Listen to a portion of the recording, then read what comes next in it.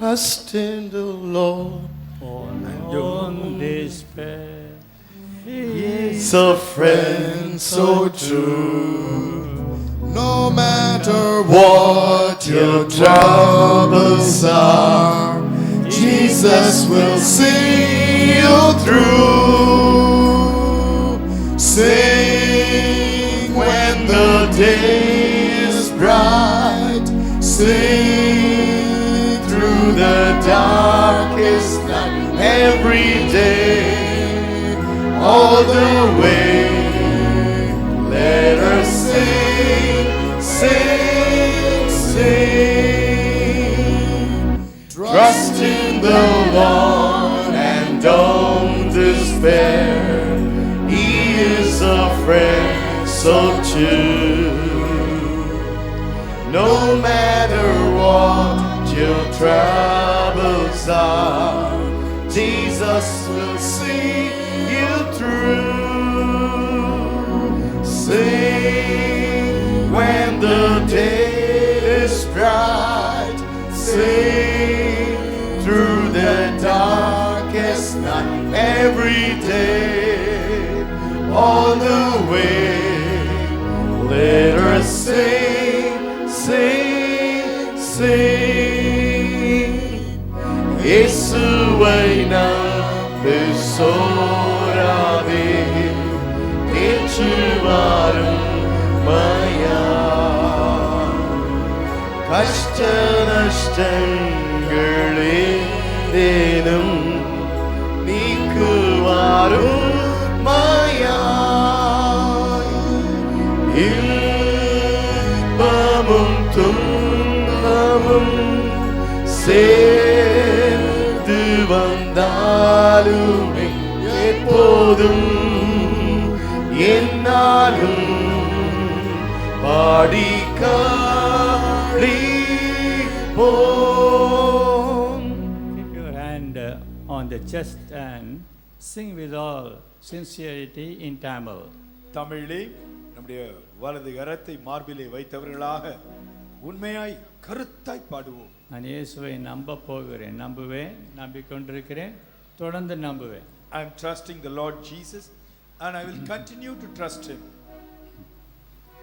இயேசுவை நம்பி சோராதே, தேற்று வாரும் மாயா. கஷ்ட நஷ்டங்கள் ஏதேனும் நீக்குவாரும் மாயா. இன்பமும் துன்பமும் சேர்ந்து வந்தாலுமே எப்போதும் என்னாலும் பாடிக்கொள்வோம். இன்பமும் துன்பமும் சேர்ந்து வந்தாலுமே, சேர்ந்து வராது, ஒன்றன் பின் ஒன்றாக வரும். If joy and sorrow mingle together and come, I'll sing. But generally in life, they don't come together, they come one after another. எல்லா சூழ்நிலைகளும் அவர் நம்புவோம். In all our life situations, let's put our trust on him. அவர் கைவிட மாட்டார். He will never forsake us. Glory to God. தேவனுக்கு மகிமை உண்டாவதாக. I have not come to give a long message today. என்று நீண்ட நேரம் எடுத்து தேவ செய்தியை கொடுக்கும்படியாக நான் வரவில்லை. We have a special speaker. நமக்கு ஒரு விசேஷித்த பிரசங்கியார் இன்று நம்ம மத்தியில் இருக்கின்றார்கள். At the moment I heard that the special speakers from Nigeria and England could not come. The reason will be explained by Brother John Solomon. The Lord gave me this verse to speak to you. நைஜீரியாவிலிருந்தும் England தேசத்திலிருந்தும் நிச்சயிக்கப்பட்டபடி பிரசங்கிமார்கள் இந்த நாளில் வர முடியவில்லை என்ற செய்தியை நான் கேட்ட உடனே, ஏன் அவர்கள் வர முடியவில்லை என்பதை சகோதரர் ஜான் சாலமன் பின்பு சொல்வார்கள். அந்த செய்தியை கேட்ட உடனே ஆண்டவர் எனக்கு இந்த வார்த்தையை தந்தார். A well-known verse. நாம் நன்கு அறிந்த திருவசனம். we generally say like this, all things work together for good to them that love God. தேவனிடத்தில் அன்பு கூறுகிறவர்களுக்கு சகலமும் நன்மைக்கு ஏதுவாகவே நடக்கிறது. Hope you know the verse where it is found. இந்த வசனம் எங்கே இருக்கிறது தெரியுமா? Romans 8:28. ரோமர் 8:28. Please read in Tamil. ரோமர் 8:28. Everybody open the Bible, please. எல்லாரும் தயவு செய்து வேதாகமத்தை திறந்து இந்த வசனத்தை பாருங்கள். அன்றியும் அவருடைய தீர்மானத்தின்படி அழைக்கப்பட்டவர்களாய் தேவனிடத்தில் அன்பு கூறுகிறவர்களுக்கு சகலமும் நன்மைக்கு ஏதுவாகவே நடக்கிறதென்று அறிந்திருக்கிறோம். Do you believe this verse? இந்த வசனத்தை விசுவாசிக்கிறீர்களா? Our life is a mixture of good and bad. நம்முடைய வாழ்க்கை நன்மை தீமை இரண்டும் இணைந்த ஒரு கதம்பம். It's a mixture of joy and sorrow. துக்கமும் உண்டு மகிழ்ச்சியும் கலந்திருக்கும். It's a life of promotion and disappointment. உயர்வும் உண்டு ஏமாற்றமும் உண்டு. It is not only for one or two, but for everyone in Christ. ஒருவருக்கு இல்லாவிட்டால் ஒரு சிலருக்கு என்றல்ல, கிறிஸ்துவுக்குள் வாழ்கின்ற அத்தனை பேருக்கும் இந்த அனுபவங்கள் உண்டு. Similar situation comes to the non-Christians also. கிறிஸ்துவை அறியாதவர்கள் ஏற்றுக்கொள்ளாதவர்கள் அவர்களுடைய வாழ்க்கையிலும் இப்படிப்பட்ட சூழ்நிலைகள் வருவதுண்டு. But we believers should be able to tackle both the joy and sorrow. விசுவாசிகளாகிய நாம் மகிழ்ச்சியையும் துக்கத்தையும் சமாளிக்க மேற்கொள்ள அறிந்திருக்க வேண்டும். If you are rejoicing when things are pleasant and sorrowful when you are disappointed, you are not a true Christian. காரியங்கள் இன்பமாய் இருக்கும் பொழுது மட்டும் மகிழ்ந்திருக்கவும், காரியங்கள் துன்பமாய் இருக்கும் பொழுது நீங்கள் சோர்வில் மூழ்கி போவீர்கள் என்றால் நீங்கள் உண்மையான கிறிஸ்தவ அனுபவத்தை பெற்று வாழவில்லை என்பது பொருள். Both situations are alike for a true Christian. உண்மையான கிறிஸ்தவனுக்கு இரண்டு சூழ்நிலைகளுமே ஒன்று போலத்தான் இருக்கும். I was led to read this same verse in the Amplified version. விரிவாக்க மொழிபெயர்ப்பிலே இதே வசனத்தை படிக்கும்படியாக நான் நடத்தப்பட்டேன். Amplified is only giving you a better understanding of the King James version. விரிவாக்க மொழிபெயர்ப்பு கிங் ஜேம்ஸ் வெர்ஷன் அந்த மொழிபெயர்ப்பின் வார்த்தைகளை நவீன நடைமுறையில் புரிந்து கொள்ளக்கூடிய வார்த்தைகளை பயன்படுத்தி மொழிபெயர்க்கும் ஓர் வேதாகமம். I read it and I felt like speaking to you at least a few minutes. அதை படித்தேன். ஒரு சில நிமிஷங்களாகிலும் இன்றைய ஆராதனையில் உங்களோடு பேச வேண்டும் என்ற உணர்வை பெற்றேன். I read it in Amplified. நான் விரிவாக்க மொழிபெயர்ப்பில் இருந்து படிக்கின்றேன். A little difference, I just try to translate. அதை அந்த வார்த்தைகளை அப்படியே மொழிபெயர்க்க வேண்டும் என்று நான் விரும்புகிறேன்.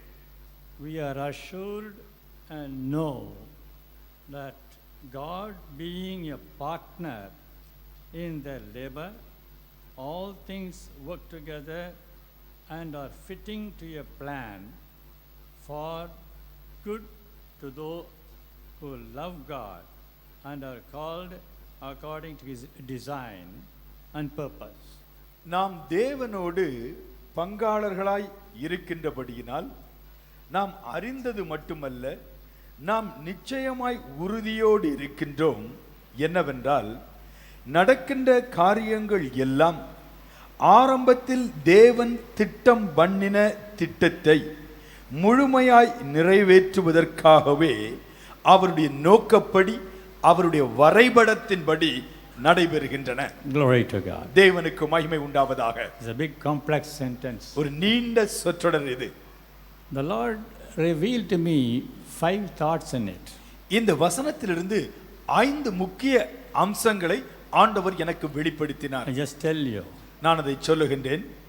Our assurance, நமக்கு கிடைக்கின்ற உறுதி, our association, நாம் இணைகின்ற இணைப்பு, our astonishment, நம்முடைய பிரமிப்பு, our affection, நம்முடைய அன்பு, our attainment. நம்முடைய பெற்றுக்கொள்ளும் இல்லாவிட்டால் அடையும் நிலை. In English, the presentation is really beautiful. ஆங்கிலத்திலே இந்த வார்த்தைகள் அழகுற அமைந்திருக்கின்றன. Explain very briefly. நான் சுருக்கமாய் விவரித்து சொல்லுகின்றேன். We are assured and know. We are assured and know the fact that all things work together for good. நாம் உறுதியாய் அறிந்திருக்கின்றோம் சகலமும் நன்மைக்கு ஏதுவாகவே நடக்கின்றது. Dear brethren, அன்பான சகோதர சகோதரிகளே, we have no doubt about this fact that all things work together for good. சகலமும் நன்மைக்கு ஏதுவாகவே நடக்கிறது என்கின்ற மாற்ற முடியாத உண்மையை உறுதியாய் அறிந்திருக்கிறோம். The Bible doesn't say we think, but the Bible says we know. எல்லாம் நன்மையாக நடக்கும் என்று எண்ணுகிறோம் என்று எண்ணத்தை வேதம் சொல்லவில்லை, உறுதியாய் அறிந்திருக்கிறோம் என்று ஆணித்தரமாக சொல்லுகிறது. There is a difference between just thinking and assured. நல்லதா நடக்கும்னு நினைக்கிறேங்க என்று நினைப்பதற்கும் கர்த்தர் எல்லாவற்றையும் எனக்கு நன்மையாய் மாற்றுவார் என்று உறுதியாய் அறிந்திருப்பதற்கும் வித்தியாசம் உண்டு. Today, from today onwards, you must take it in your life, whether good or bad, gain or loss, sorrow or disappointment, or good for me always. என்று முதல் நீங்கள் ஒன்றை தெளிவுபடுத்தி உறுதியாய் வாழ வேண்டும். என் வாழ்க்கையில் நன்மை தீமை எது நடந்தாலும், லாபம் நஷ்டம் எது வந்தாலும், இன்பம் துன்பம் எது வந்தாலும் கர்த்தர் எல்லாவற்றையும் எனக்கு நன்மையாய் மாற்றுவார் என்று உறுதியாய் அறிந்திருக்கிறேன். The typical Bible character with whom I can compare this verse is Joseph of the Old Testament. இந்த வசனத்திற்கு உயிரூட்டக்கூடிய ஒரு வாழ்க்கை சரித்திரம் வேதாகமத்திலிருந்து எடுக்க வேண்டும் என்றால் அது பழைய ஏற்பாட்டு யோசேப்பின் சரித்திரமே. Follow me. கவனியுங்கள். First I told you our assurance. முதலாவது நான் சொன்னேன் நம்முடைய உறுதி. We are assured and know the fact. நாம் உறுதியாய் அறிந்திருக்கின்றோம். Joseph in his life was assured of a fact which would follow in his future life. தன்னுடைய எதிர்கால வாழ்க்கையில் நடக்க போகின்ற ஒன்றை குறித்து யோசேப்பு உறுதியாய் அறிந்திருந்தார். What was that? அது என்ன? He dreamt two dreams. இரண்டு சொப்பனங்களை யோசேப்பு கண்டான். Being believers, I need not remind you what dreams were. இயேசுவை அறிந்தவர்கள், வேதத்தை படிக்கிறவர்கள், ஆகவே உங்களுக்கு இந்த சொப்பனங்கள் என்ன என்று நான் விவரித்து சொல்ல வேண்டிய அவசியமில்லை. But often we forget it. நாம் முன்பு படித்திருந்தாலும் அடிக்கடி மறந்து போகிறோம் அல்லவா?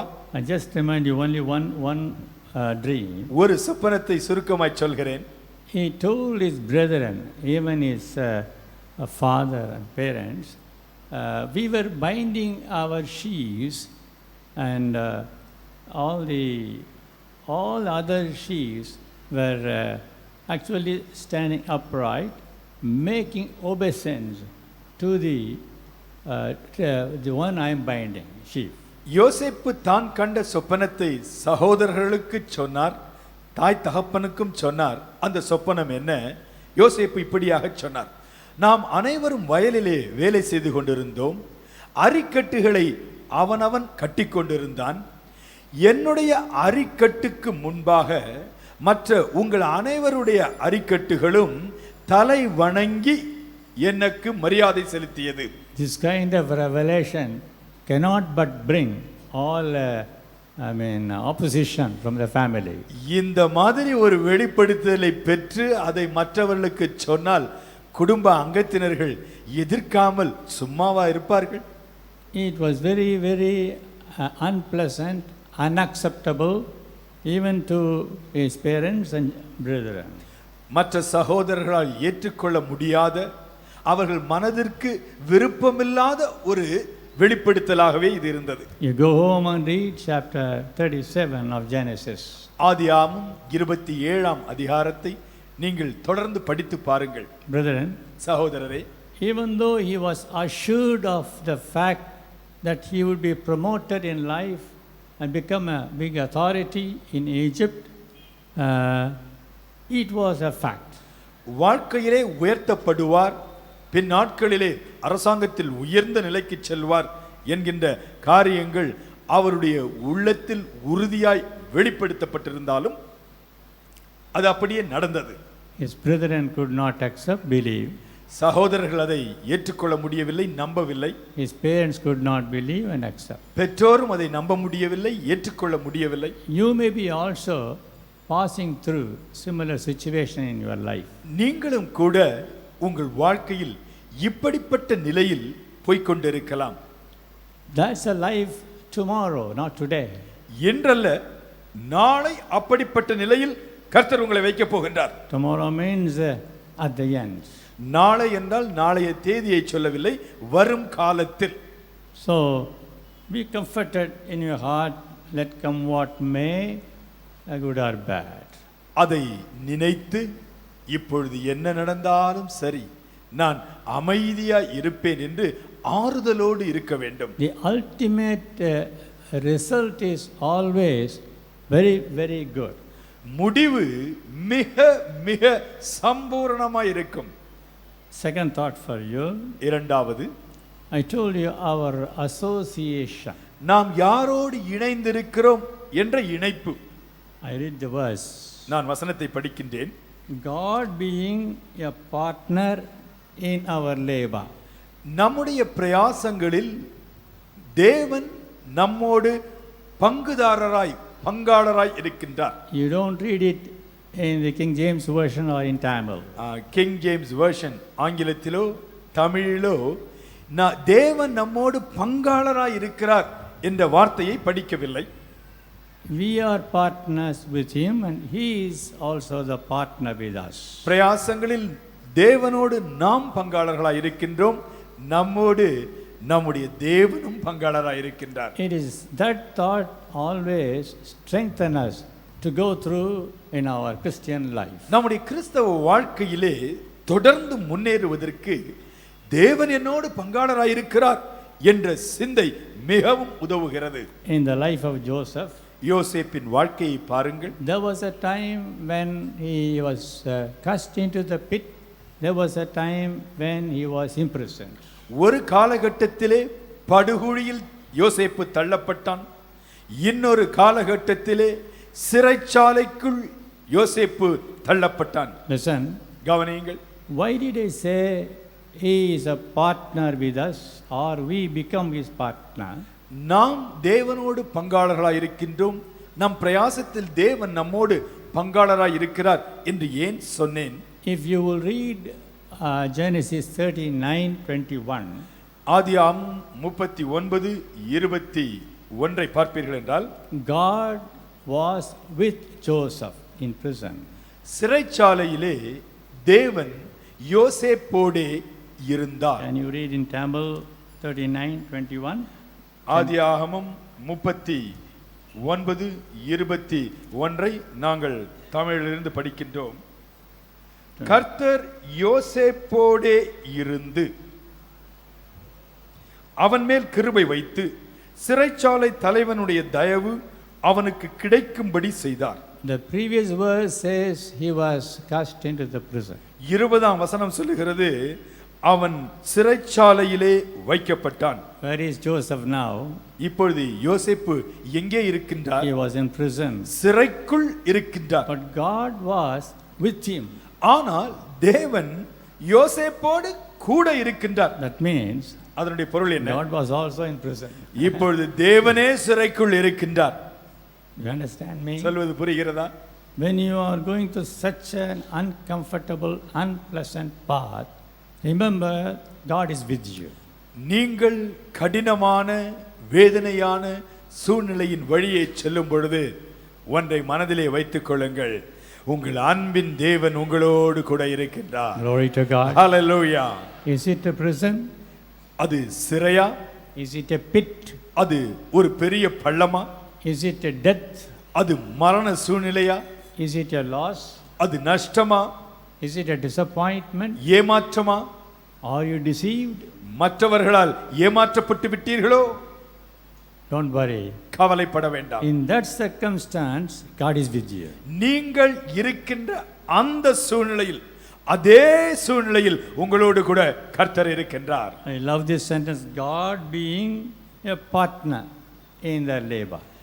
அந்த பிரயாசத்தில் தேவனே பங்காளராக இருக்கின்றார். Glory to God. தேவனுக்கு மகிமை உண்டாவதாக. Why should you worry when you are in prison with God? நீங்கள் சிறையில் தேவனோடு இருக்கும் பொழுது சிறையில் இருக்கிறேனே என்று ஏன் கவலைப்பட வேண்டும்? Peter was in prison, Jesus was with him. நாம் அறிந்தபடி பேதுரு சிறையில் இருந்தார், இயேசு அவரோடு கூட இருந்தார். Paul and Silas were in prison, God was with them. பவுலும் சீலாவும் சிறையிலே கிடந்தார்கள், தேவன் அவர்களோடு கூட இருந்தார். Otherwise they would not come out when the prison was locked. தேவன் அவர்களோடு கூட இருந்திராவிட்டால் பூட்டப்பட்ட சிறையிலிருந்து ஒருவர் வெளியே வர முடியுமா? Impossible.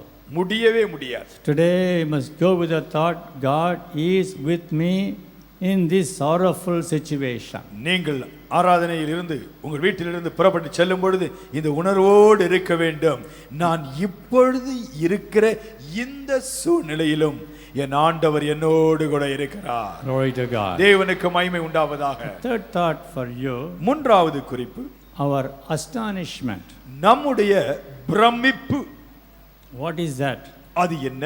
All things work together only fitting into a plan of God.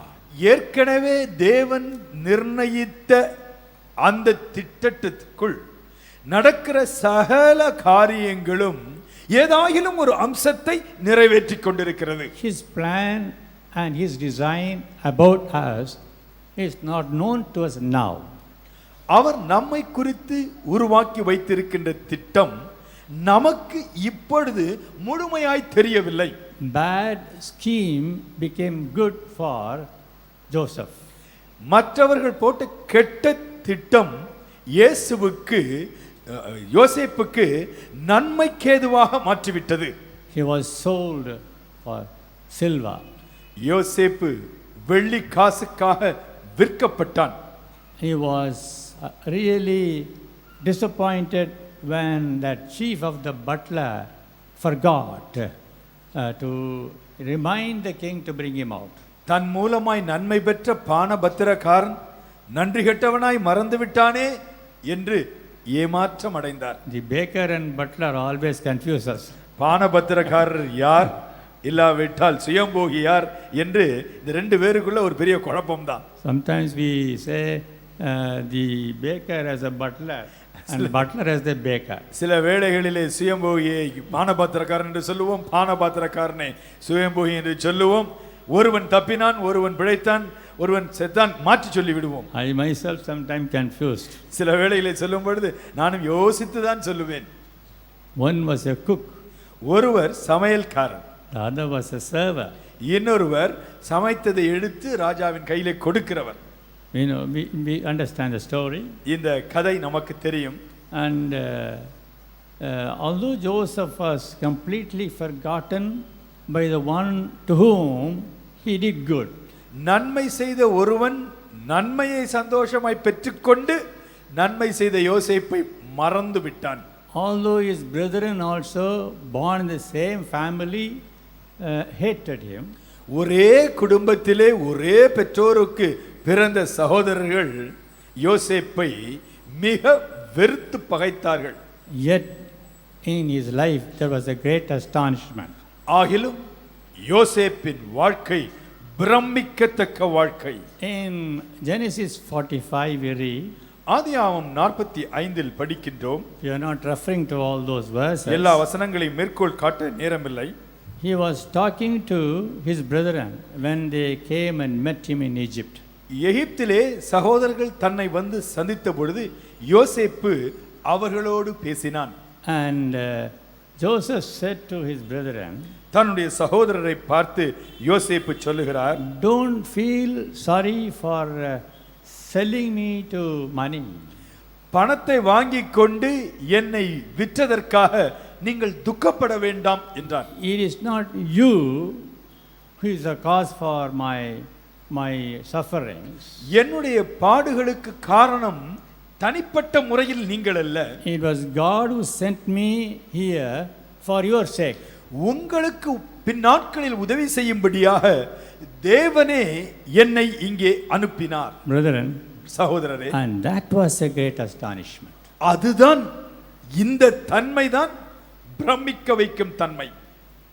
His own brethren had to fall down before him. சொந்த சகோதரர்கள் அவனுக்கு முன்பாக விழுந்து வணங்கினார்கள். So the dream he had in the early days was fulfilled. ஆரம்ப நாட்களில் யோசேப்பு கண்ட சொப்பனம் அப்படியே நிறைவேறியது. You can read Genesis 40:23, Genesis 45:5. ஆதியாகமம் 40:23 45:5 ஒப்பிட்டு படித்து பாருங்கள். It would surely make you feel the astonishment of Joseph. யோசேப்பினுடைய வாழ்க்கையில் நடந்த இந்த பிரமிக்கத்தக்க அதிசயத்தை கண்டு நீங்கள் நிச்சயமாய் பிரமிப்பீர்கள். What a spiritual man was Joseph in the Old Testament. பழைய ஏற்பாட்டு காலத்தில் வாழ்ந்த யோசேப்பு எத்தனை ஆவிக்குரிய தன்மையில் உயர்ந்த நிலையில் வாழ்ந்திருக்கின்றார். I don't think even the New Testament period of grace where we claiming that we are following Jesus have not reflected that character. புதிய ஏற்பாட்டிலே இயேசுவை பின்பற்றுகிறோம், அவருடைய கிருபையை பெற்றிருக்கிறோம், இன்னும் பல காரியங்களை சொல்லுகிறோம். ஆகிலும் யோசேப்பின் வாழ்க்கையில் இருந்த அந்த உன்னத மனநிலை கிருபையின் காலத்தில் வாழ்கின்ற நம்முடைய வாழ்க்கையிலும் அநேகரிடத்தில் இல்லை. Supposing we are in the place of Joseph ஒருவேளை யோசேப்பு இருந்த இடத்தில் நாம் இருந்தால் and his brethren coming to meet him, இப்பொழுது யோசித்துக் கொள்ளுங்கள், உங்களை சந்திக்க உங்கள் சகோதரர்கள் எல்லாம் வருகிறார்கள். what will you say? நீங்கள் என்ன சொல்லுவீர்கள்? வந்தியா, வழிக்கு வந்தியா? You fellows, you have come to your senses at least now. என்ன திட்டினீங்களா? Once you were scolding, என்ன புறக்கணிச்சீங்களா? you rejected me, என்ன குழியில போட்டீங்களா? you cast me into the pit. இப்ப வந்தீங்களா வழிக்கு? Now you fellows have no other go except to கர்த்தர் come. தான் அவங்களை அடிச்சாரு. Oh, the Lord only had punished you.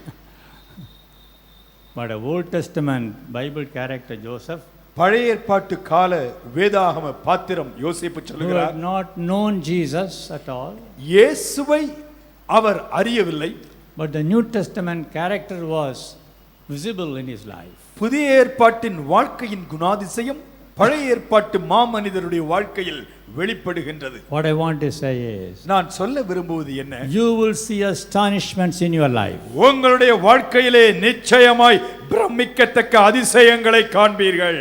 You believe that? அதை விசுவாசிக்கிறீர்களா? How many of you believe எத்தனை that? பேர் விசுவாசிக்கிறீர்கள்? You will see it. நீங்களே காண்பீர்கள். Those who cast you out, உங்களை புறம்பே தள்ளினவர்கள், those who put you into the pit, உங்களை படு பாதாளத்தில் தள்ளி போட்டவர்கள், those who sold you out, உங்களை காசுக்கு விற்றவர்கள் will come and fall down before you. அவர்கள் வந்து உங்களுக்கு முன்பாக உங்களை வணங்குவார்கள், உங்கள் பாதங்களுக்கு முன்பாக முழங்கார் படியிடுவார்கள். God can do that. கர்த்தரால் இதை செய்ய முடியும், கர்த்தர் இதை செய்வார். Hallelujah. Hallelujah. The fourth thought for you, நான்காவது அம்சம், our affection towards God. ஆண்டவர் மீது நமக்கு இருக்கக்கூடிய பாசம், அன்பு. As you read this verse, இந்த வசனத்தை படிக்கும் பொழுது, for good and for those who love God, தேவன் மேல் அன்பு கூறுகிறவர்களுக்கு, and who are called according to his design and purpose. தேவனுடைய நோக்கத்தின்படி அவருடைய அழகிய திட்டத்தின்படி அழைக்கப்பட்டவர்களுக்கு. Here also, let me just introduce Joseph. இங்கேயும் கூட யோசேப்பின் வாழ்க்கையிலிருந்து சில காரியங்களை நான் சொல்ல விரும்புகிறேன். To whom all these unpleasant things would become good. யாருக்கு வாழ்க்கையின் கசப்பு மதுரமாய் மாறும்? Only to those who love him. எந்த சூழ்நிலையிலும் தேவனிடத்தில் அன்பு கூறுகிறவர்களுக்கு மட்டுமே எந்த சூழ்நிலையும் மாறும். Some people may be happy because you're talking in tongues. அந்நிய பாஷையில் பேசுகிறோம் என்று சிலர் மகிழ்ச்சியோடு இருக்கலாம். It's good. நல்லதுதான், பேசுங்கள். But here it is not so. ஆனால் இங்கே அதை குறித்து சொல்லப்படவில்லை. It's only for those who love Him, our affection. இயேசு மீது பாசம் வைத்து அன்பு கூறுகிறவர்களுக்கு சகலமும் நன்மைக்கு ஏதுவாய் It doesn't say for those who are filled with the Spirit. ஆவியினால் நிரப்பப்பட்டவர்களுக்கு என்று இங்கே வசனம் It சொல்லவில்லை. doesn't say all those who have taken baptism. ஞானஸ்நானம் எடுத்த அனைவருக்கும் என்று இங்கே சொல்லவில்லை. To all those who are members of a good church like this. ஒரு நல்ல ஸ்தல சபையிலே அங்கத்தினராய் இருக்கிறவர்களுக்கு என்று சொல்லப்படவில்லை. It is said to those who love Him. தேவனிடத்தில் இயேசுவின் மேல் அன்பு கூறுகிறவர்களுக்கு. Your affection towards Jesus Christ is the most important requisite in your life. உங்களுடைய வாழ்க்கையில மிக முக்கியமான அம்சம் இயேசுவின் மீது நீங்கள் கொண்டிருக்கின்ற பாசம், அன்பு.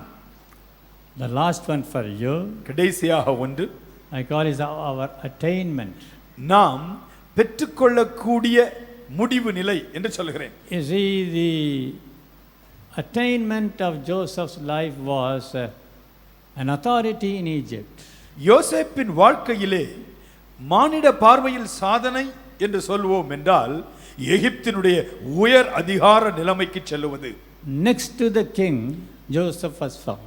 ராஜாவுக்கு அடுத்ததாக கர்த்தர் யோசேப்பை நிறுத்தினார். The king said, ராஜா சொன்னார், nobody shall move the tongue without your permission. யோசேப்பே, உன்னுடைய அனுமதி இல்லாமல் என் தேசத்தில் ஒருவனும் நாவை கூட அசைக்க கூடாது.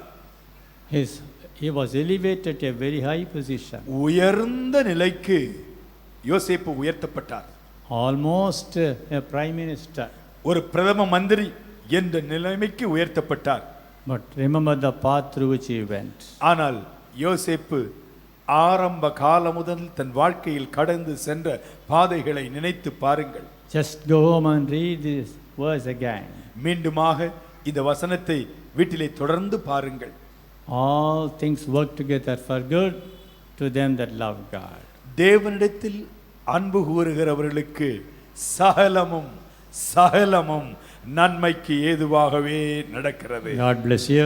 ஆண்டவர் அப்படியே உங்களை Raise ஆசீர்வதிப்பார். your hand, say praise the Lord. கரங்களை உயர்த்தி ஆண்டவரே உமக்கு நன்றி என்று சொல்லுங்கள். In your path you say thank you Jesus. உங்கள் பாதை எதுவாக இருந்தாலும் மனதார சொல்லுங்கள், இயேசு கிறிஸ்துவே உமக்கு நன்றி. Let come what may, thank you Jesus. என் வாழ்க்கையின் சூழ்நிலை எதுவாக இருந்தாலும் இயேசுவே உமக்கு நன்றி அப்பா. Is it sorrowful, is it painful? Thank you Jesus. உங்கள் வாழ்க்கையின் பாதை வேதனையோடு இருக்கின்றதா, துக்கத்தோடு இருக்கிறதா, அந்த சூழ்நிலையில் ஆண்டவரை பார்த்து சொல்லுங்கள், ஆண்டவர் இயேசுவே உமக்கு நன்றி. Is it mountain or a valley? அது மலை போல இருக்கிறதா, பள்ளத்தாக்கு போல இருக்கின்றதா, Just say thank you Jesus. எதுவாக இருந்தாலும் வாய் திறந்து மனதார சொல்லுங்கள், இயேசுவே உமக்கு நன்றி. Thank you Jesus. இயேசுவே உமக்கு நன்றி. I told you one incident in my life. என்னுடைய வாழ்க்கையில் நடந்த ஒரு சம்பவத்தை உங்களுக்கு சொன்னேன். But don't follow that. ஆனால் அதை பின்பற்ற வேண்டாம். அப்படியே After passing my BCom honors, என்னுடைய பிகாம் ஆனர்ஸ் அந்த ஆண்டுகளிலே பிகாம் 4 ஆண்டுகள் கற்றுக் கொடுப்பார்கள். my father being very influential, என்னுடைய தகப்பனார் செல்வாக்கு நிறைந்தவர். so he contacted some bank high manager and then sent me to him and they interviewed me. அவர் வங்கிகளில் இருக்கக்கூடிய உயர் அதிகாரிகளை சந்தித்தார், என்னை குறித்து பரிந்துரை செய்தார். And the manager said, send your son, we will take him. மேலாளர் சொன்னார், ஐயா உங்க மகனா அனுப்புங்க, போதும் வேலை கொடுத்துறோம். So I was very happy. எனக்கு அதை கேட்ட உடனே ரொம்ப சந்தோஷம். So I went and met him. நான் அந்த வங்கியின் மேலாளரை சந்தித்தேன். There was a small test given to me. எனக்கென்று ஒரு சிறிய பரீட்சை வைக்கப்பட்டது. 6 digits sum, about 20 items. The manager said, just add and come. 6 இலக்கங்கள் உள்ள ஏறக்குறைய 20 எண்களை கொடுத்து அதை கூட்டுங்கள் என்று சொன்னார். 10 minutes will give you. உங்களுக்கு 10 நிமிஷங்கள் கொடுப்போம் இதற்கு. And I said, this is nothing for me. நான் நினைத்தேன், கூட்டல் கணக்கு இது என்ன பெரிய விஷயம் என்று நினைத்தேன். So I added it. நான் கூட்டினேன். And showed it to the manager. அந்த மேலாளரிடத்தில் காட்டினேன். The manager said, sorry, you have been SSLC class, intermediate, then it was intermediate, and become honors, you say? SSLC படிச்சிருக்கீங்க தம்பி, அதுக்கு பிறகு இன்டர்மீடியட் படிச்சிருக்கீங்க, BCom ஆனர்ஸும் நீங்கள் படித்து வெற்றி பெற்றிருக்கிறீர்கள். You just go and add and come. I'll give you 10 more minutes. இன்னொரு 10 நிமிஷம் தரேன் தம்பி, இந்த கூட்டல் கணக்கை போய் இன்னொரு தடவை போட்டு வாங்க. I added it. நான் மீண்டுமாக கூட்டி பார்த்தேன். I got another answer. இப்பொழுது இன்னொரு விடை கிடைத்தது. I thought, no problem. நான் நினைத்தேன் இனிமே பிரச்சனை இல்லை, இது சரிதான் இருக்கும். And I showed it to the manager. வங்கியின் மேலாளரிடத்திலே நான் காட்டினேன். Said, looked at my face. அவர் என்ன ஒரு மாதிரியா பார்த்தார். I'll give you 10 more minutes. Go and add and come. அவர் சொன்னாரு, இன்னொரு 10 நிமிஷம் தரேன் தம்பி, போய் இன்னொரு தடவை கூட்டி பார்த்துட்டு வாங்க. And this time I prayed, well, Lord, help me, help me, help me. நல்ல ஊக்கமான ஜெபம், ஆண்டவரே இந்த முறை கரெக்டா கூட்டிரணும், உதவி செய்யும் என்று சொல்லி அந்த கணக்கை போட்டேன். This is only a fifth standard sum. இந்த கூட்டல் கணக்கு 5ஆம் வகுப்பு கணித நிலைதான். After adding that, அதை கூட்டி பார்த்தால் I got another answer. இன்னொரு பதில் வந்தது. What to do? என்ன செய்வது? 3 தடவை 3 different answer. 3 முறை கூட்டினேன், 3 வித்தியாசப்பட்ட விடை. I thought this should be correct. நான் நினைச்சேன் இதுதான் இந்த முறை கரெக்டா இருக்கும். Showed it to the manager. மேலாளரிடத்தில் காட்டினேன். He looked at me. Up and down. Up and down he looked at me. மேல பார்த்தாரு, கீழே பார்த்தாரு, ஒரு தினுசா பார்த்தாரு. I am sorry, I can't help you. அவர் சொன்னார், தம்பி என்னால உங்களுக்கு உதவி செய்ய முடியாதுன்றார். Evening my father met me. மாலையில என் தகப்பனார் என்னை சந்தித்தார். Thambi, how did you do it? தம்பி எப்படி பரீட்சை நல்லா எழுதினீங்களா? Said, fail ஆயிட்டேன். அப்பா பரீட்சையில ஃபெயில் ஆயிட்டேன்ப்பா. Father said, அப்பா சொன்னாங்க, go and spread a mat in the next room. பக்கத்து அறைக்கு போய் நீ ஒரு பாய் போடுப்பா, வர்றேன். நான் என்ன போட்டு அடிக்க போறாருன்னு நினைச்சேன். I thought he was going to bash me up. So we went there. பாய் போட்டோம், அப்பா வந்தார், நான் அங்கே இருந்தேன். He said, let us kneel down and praise God for this failure. அவர் சொன்னார், நாம் முழங்கார் படியிட்டு இந்த பரீட்சையின் தோல்விக்காக ஆண்டவரை ஸ்தோத்தரிப்போம். வாயில ஸ்தோத்திரமே வர மாட்டேங்குது எனக்கு. I could not open my mouth and praise. அவர் நல்ல ஸ்தோத்திரம் பண்ணினார். My dad was praising well. I said, ஸ்தோத்திரம் ஸ்தோத்திரம். I said, Lord, praise you. Praise you, Lord. I was unhappy. எனக்கு மனதிலே துக்கம். Brethren, சகோதரரே, if I had passed in that examination, ஒருவேளை அந்த வங்கி மேலாளர் கொடுத்த பரீட்சையிலே நான் வெற்றி பெற்றிருந்தால், I would not have become a pastor, a chief pastor for ACA. இந்த அப்போஸ்தல கிறிஸ்தவ சபையிலே போதகராகவோ ஒரு தலைமை போதகராகவோ நான் மாறி இருக்க மாட்டேன். என்ன பார்க்கணுமானா அந்த பேங்க் தான் நீங்க வரணும். If you had to meet me, probably you would have to walk into the CEO of a large bank. கவனமா ஒரு காரியம் கேட்குறேன். I want to ask you a question. அதனால நம்ம பாஸ் பண்ணலாமா fail ஆகலாமா? Should we pass the exam or should we fail? நீங்க pass தான் பண்ணணும். Everyone should pass. பாஸ் சொல்லிட்டாருன்னு தயவு செய்து எல்லாரும் ஃபெயில் ஆயிடாதீங்க. நன்றாய் கவனியுங்கள். பாஸ்டர் பிகாம பாஸ் பண்ண பிறகு ஒரு டெஸ்ட்ல ஃபெயில் ஆனாங்க, அதனால சரியா கேட்காம நீங்க கிராஜுவேஷன் போஸ்ட் கிராஜுவேஷன்லயே ஃபெயில் ஆயிடலாம் என்று தப்பாய் நினைக்க வேண்டாம். நீங்க பாஸ் தான் பண்ணணும். You must succeed in exams. Supposing God leads us through similar unpleasant situation. வாழ்க்கையிலே சில வேளைகளில் எதிர்பாராத வேதனையின் பாதையில் ஆண்டவர் நடத்துவார் என்றால், you must know all things work together for good. நீங்கள் ஒன்றை அறிய வேண்டும், தேவன் தம்முடைய திட்டத்தை நிறைவேற்றுவதற்காக இவைகளை எல்லாம் நன்மையாய் மாற்றிக்கொண்டே இருக்கிறார். He has a design about you. உங்களை குறித்து அவரே உருவாக்கிய அழகான திட்டம் ஒன்று He has got a plan about your future. உங்கள் எதிர்காலத்தை குறித்து அவருடைய உள்ளங்கையில் வரைபடம் இருக்கின்றது. But all things take place now just contrary to that. ஆனால் வரைபடம் அருமையாய் இருக்கின்றது, வாழ்க்கையில் நடைபெறும் சம்பவங்களோ தலைகீழாய் இருக்கிறது. Don't worry. கவலைப்படாதீர்கள். It is there, you must praise God. அந்த சூழ்நிலையின் மத்தியிலே நீங்கள் கர்த்தரை மனதார ஸ்தோத்திரியுங்கள். Give thanks unto God for everything which is the will of God in Christ Jesus. எல்லாவற்றிலும் கர்த்தருக்கு ஸ்தோத்திரங்களை ஏறெடுங்கள், கிறிஸ்து இயேசுவுக்குள் இதுவே தேவ சித்தமாயிருக்கின்றது. God bless you.